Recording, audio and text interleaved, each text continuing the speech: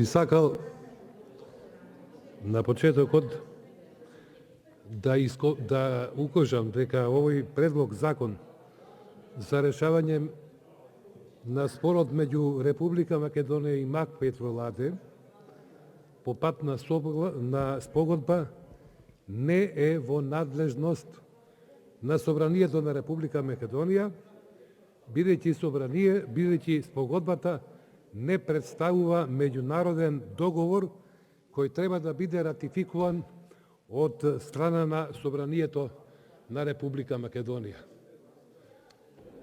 Значи, почитуваниот претседател на Собранието по првиот курир можел овој памфлет или глупост обична, наречена предлог закон, криминален, да го врати таму од каде што е доставен. Но тоа не го сторил.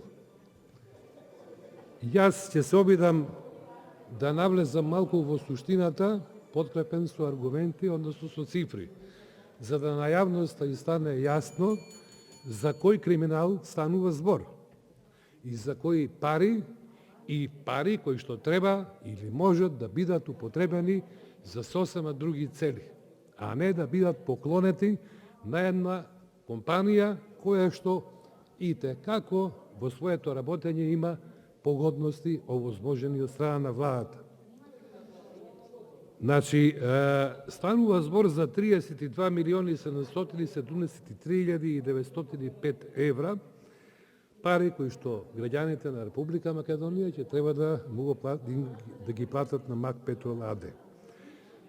Имено во членот 5 од спогодбата, замислите, значи ние не разговараме за законот, ние разговараме сега за спогодбата. А тоа е спогодба направена врз основа на медијација, што за нас пратениците е сосема небитна. Но е битен затоа уште едниот памфлет од страна на директорот на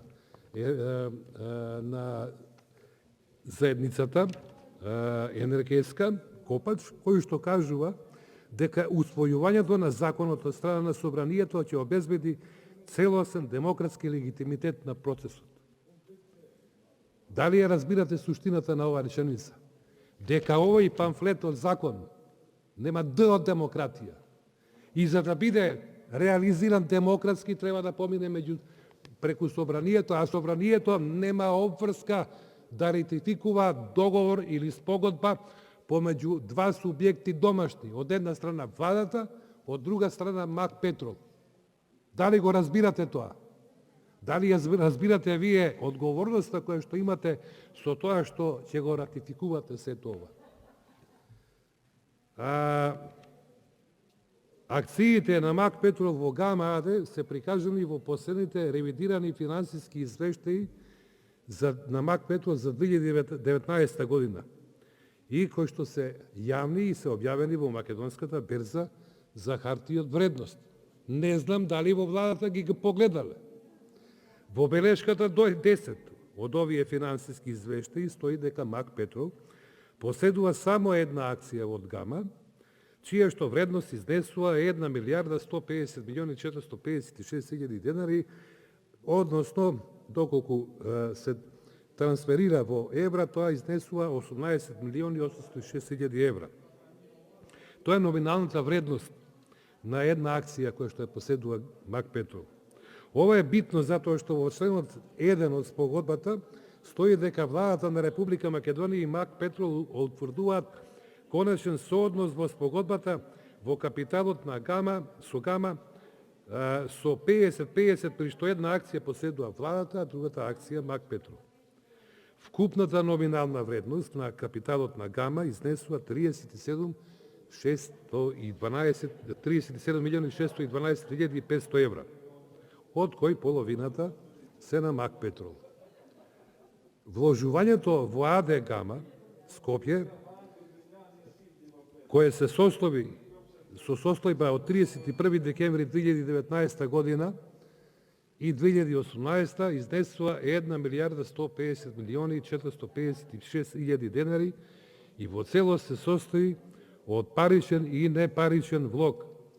Ве молам, внимавајте.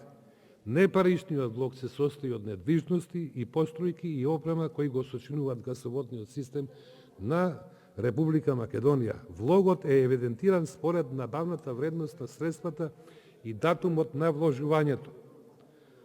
Основната главнина на АД Гама е поделена на две обични акции, како што кажа, со право на глас, од кои што по една обична акција за двете страни.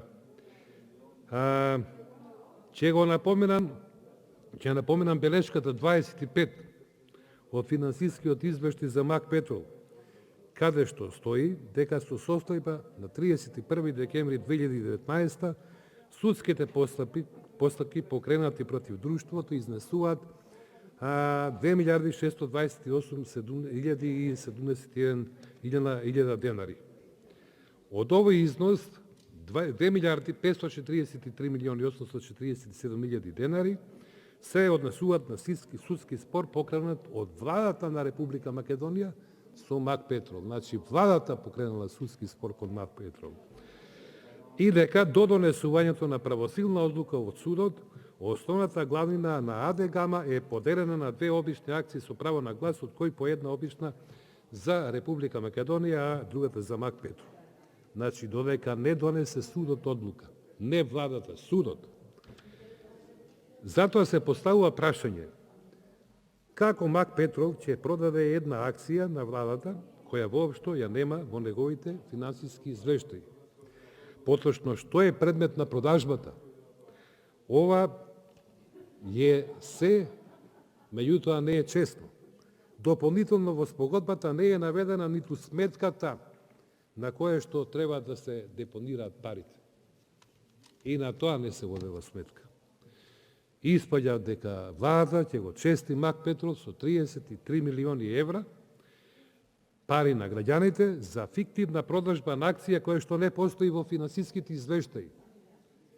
Дополнително, како што е напишано, во спогодбата МАК Петрол целосно се рехабилитира, внимавајте и на ова, од данок на добивка затоа што акцијата што МАК Петрол ја има во Гама е евидентирана како хартија од вредност расположлива за продажба, а не како хартија од вредност што се чува за тргување.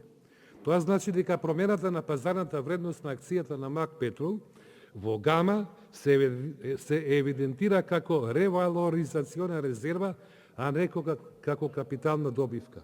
За ова дополнително МАК Петрол ќе биде почестен со плюс 3.277.391 евро на овие 33 милиони кои што ќе ги добие како поклон, па затоа се поставува прашањето. Односно заклучокот, дека прво, токму МАК Петрол е виновникот зошто немаме гасификација, ако се анализира неговото работење, и немаме чист воздух на крај на краишта. Зошто се уште МАК Петрол го користи државниот резервоар за складиштење на енергенците без надоместок? Зошто 30% од бројот на бензинските пумпи немаат документација и како тие преминале од државна собственост во собственост на МАК Петрол? Гасификацијата предмет на спогодбата е изградена со државни пари и рокот на користење е уште неколку години, односно самиот систем е стар 26 години, а треба да се користи 30 години. Значи уште 4 години остануваат до неговата целосна амортизација. Што во овој случај сака да продаде владата? Старо железо? И каква е онаа глупост што ја кажувате дека државниот вештак направил проценка на вредноста на Гама? Тој не е ни овластен да прави такво нешто, ниту може да направи на 64 милиони евра колку што е вредноста.